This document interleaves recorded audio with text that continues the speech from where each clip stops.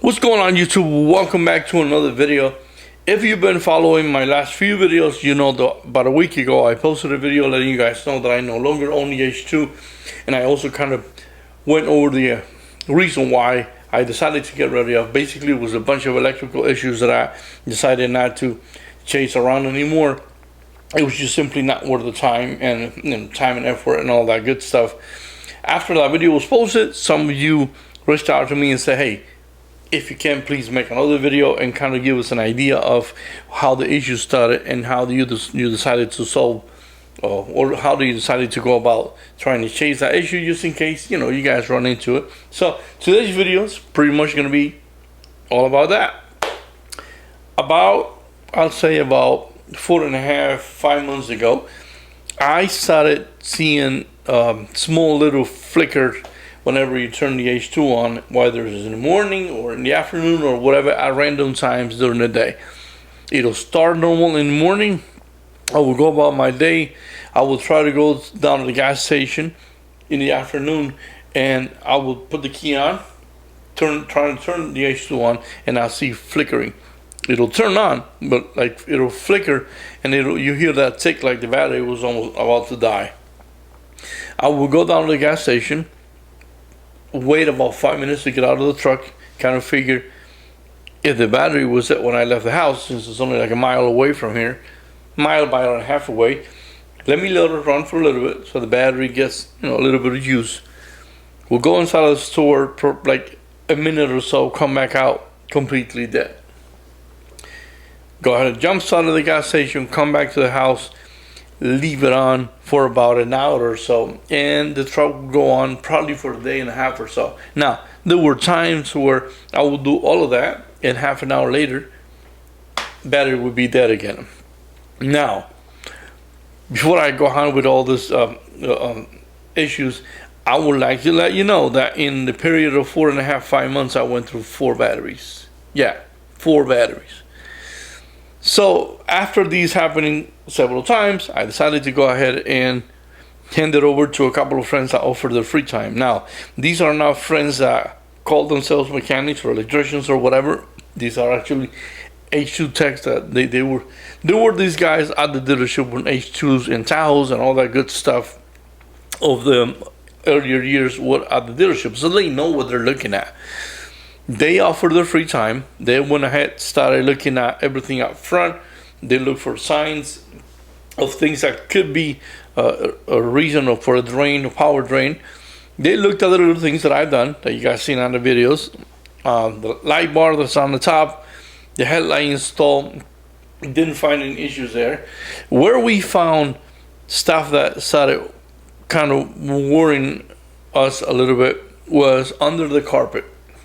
Now, before we got to the point where we started looking at all the wiring harnesses on the front under the carpet, we also looked underneath the steering wheel. I mentioned it to you in some previous videos that my H2 was a loaner when the first owner bought it.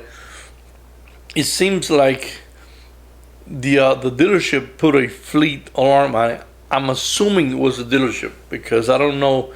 I never got into a conversation about that particular alarm with the previous owner.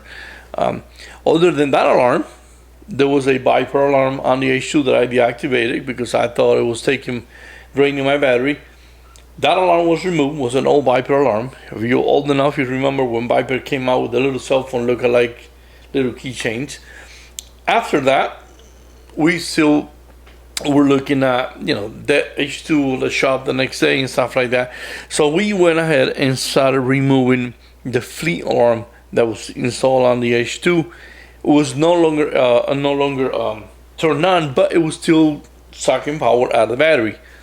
It took a while to get that sorted out, because that old system had 3 modules.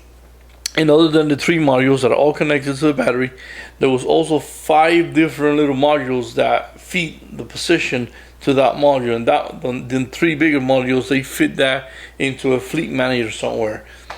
It was hard to find all of them because this is well hidden on the H2.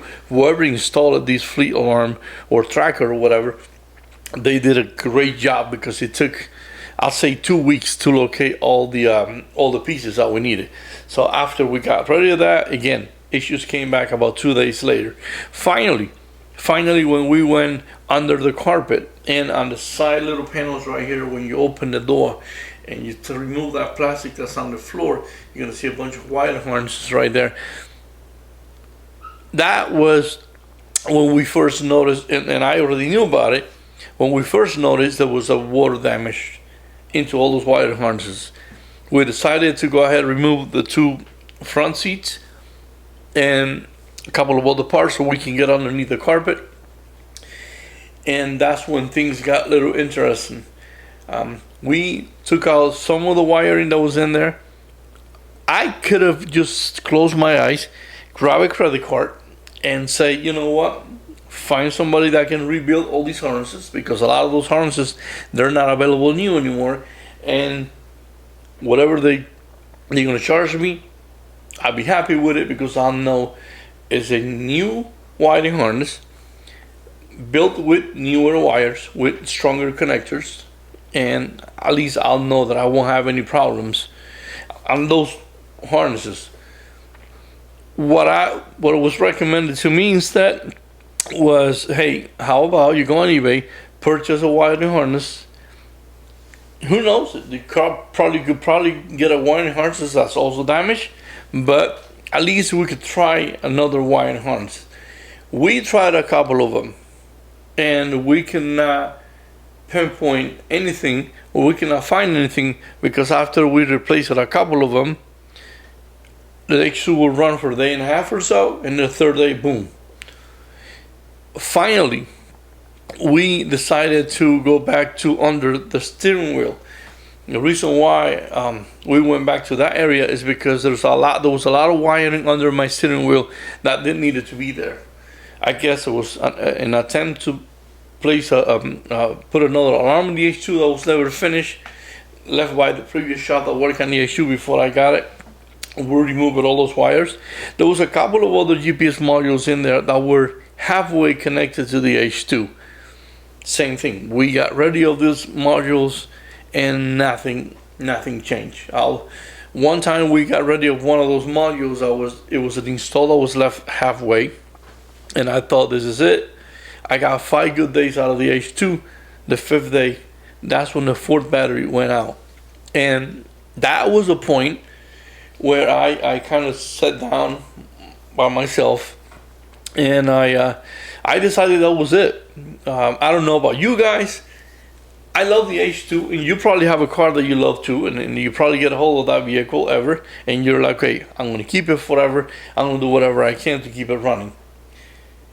That's all fine. That's great. That's how we car guys are. You get one car that you like, you put whatever your heart's old money into it, but you have to draw the line somewhere. And for me, again, it wasn't much about throwing that much money at the H2. Again, you swipe a credit card and you get everything new. But the thing is that I did not know what I was going into. Like, when somebody who knows the wiring of these vehicles looks at you in the eye and says, I think you should stop, because we're going on a fishing expedition right here. Luckily, and I don't think I've mentioned these on this video, maybe if I did, I don't remember. The couple of friends that I had working on the H2 trying to help me tackle these problems, they didn't charge me a penny. They told me from the beginning, we're going to do it all for free, buy us a couple of drinks on the weekend, whatever. If I would have had to get somebody and pay them for their time to, again, go on a fishing expedition, this would have cost me God knows how much. On top of that, buying all these harnesses, not knowing which one was the one that was causing the problem. So, again, looking at all of that, it's make me make the decision. That's it. I'm done. I love the H2. Would I ever get another one? Now that I know all the stuff that I know about the H2, I mean, if the right one comes in, you still can get lucky and find an H2 that's under 100,000 miles, probably with one owner that barely moved it in a garage somewhere. I know it sounds like a dream to some of you, but trust me, they're out there. For now, I don't think I'll go back into another one, but if the right one comes around for the right price, who knows? Would prefer to be an SUT. So, anyways, I just wanted to give you a better idea of, you know, how everything started and what was the end result. How did I came about to make that decision? Before I end the video, if you make it this far into the video, I want to let you guys know, if you own an H2 and you know there are little electrical issues that you tackled in the past, but they still come back every now and then, here's my advice to you. If you know that there's anything that's electrical related that needs to be fixed on the H2, I would highly recommend that you put the money aside or put the time aside, find a known electrician and have them tackle that problem out, because eventually it'll get worse. Hopefully not. Hopefully you don't even have any of these issues. But with old trucks like this, most likely you're going to run into issues like this at some point. Again, I'm not wishing you guys bad luck. I'm just being honest. Please do yourself a favor. Fix those problems right now, because in the future it's going to get you in a situation where you'll probably end up like me, saying it's not worth it anymore. So, thanks a lot again for watching. We'll see you guys in the next video.